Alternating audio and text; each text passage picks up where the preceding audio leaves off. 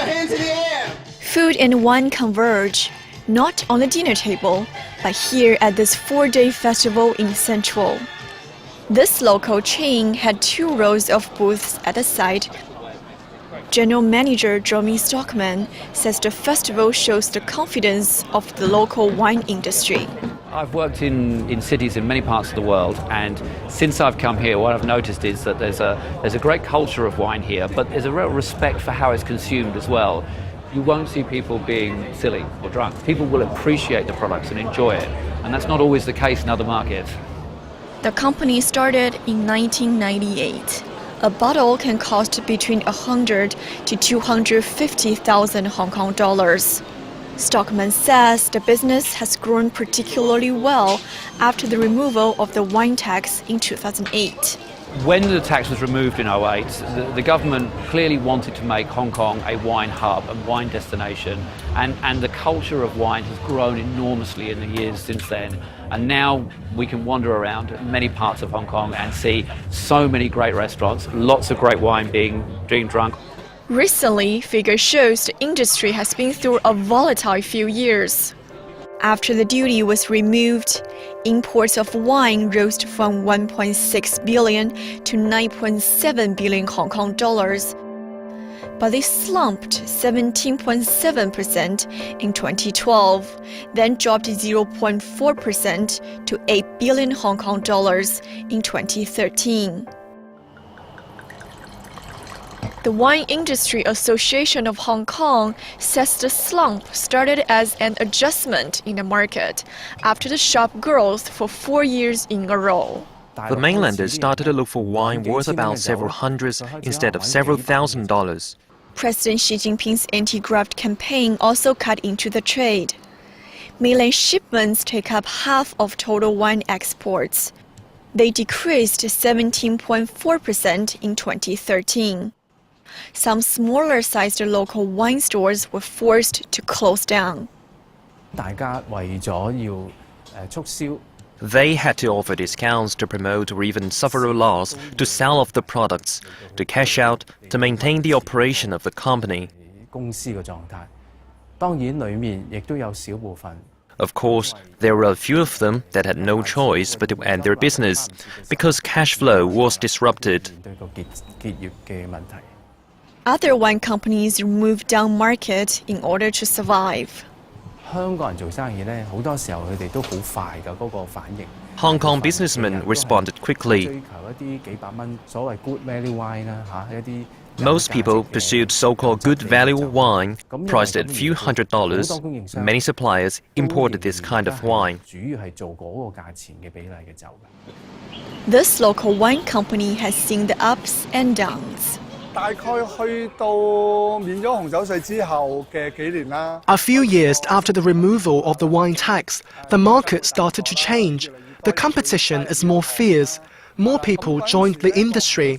At the beginning, the wine market is growing. The problem is not so big.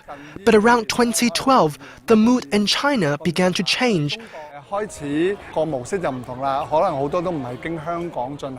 Many do not import wine via Hong Kong. The pie became smaller, but more people wanted to eat it, so there's difficulty. When his business dropped by a third in 2012, the company started to offer other kinds of liquor to compensate the loss. Most of its products sell for between 50 and 200 Hong Kong dollars.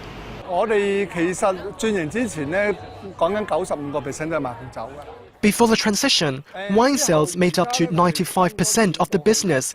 After that, about 30%. We sell other liquor, including cocktails, whiskey and brandy. The company also reached out to mainland customers. It opened 13 stores throughout the mainland, 12 of them being franchises.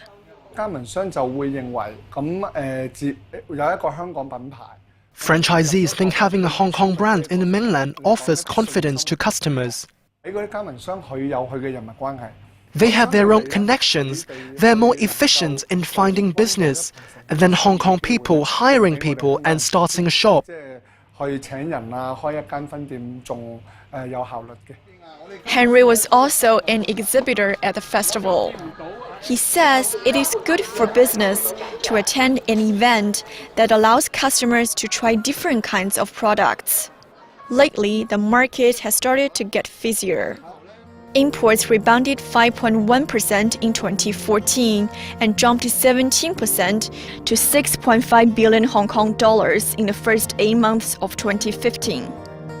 Mainland China continues to be the #1 wine export destination, soaring 87% in 2014 and 171% in 2015. The Hong Kong Wine and Dine Festival also serves as a platform for the wine merchants to showcase their products, to test the market, to meet with the consumer and see what type of wine sell better or better received by the consumer. I drink wine while having lunch, dinner and a late night meal. I have a wine cooler, a small one with 8 to 10 bottles of wine. Local drinkers consumed 40 million liters of wine in 2014, a lot of it here in Lankui Fang. A survey says Hong Kong wine sales at bars, restaurants, and retailers amounted to $487.6 million, a record high. Consultant Euromonitor International forecast 4.1% annual growth in the coming 4 years. Believing growth in the local wine market would be robust, Paco Wong and his partners opened this Quarry Bay retail outlet in 2012. The store was able to break even in 18 months. We feel more confident to put our focus back into Hong Kong rather into China. That's why we decide to start the retail. Our local consumption per head is still quite low when compared to European countries. As Wine and Dine Month begins, Paco hopes a few dozen or dozens of the thousands of local wine lovers will wander into his store.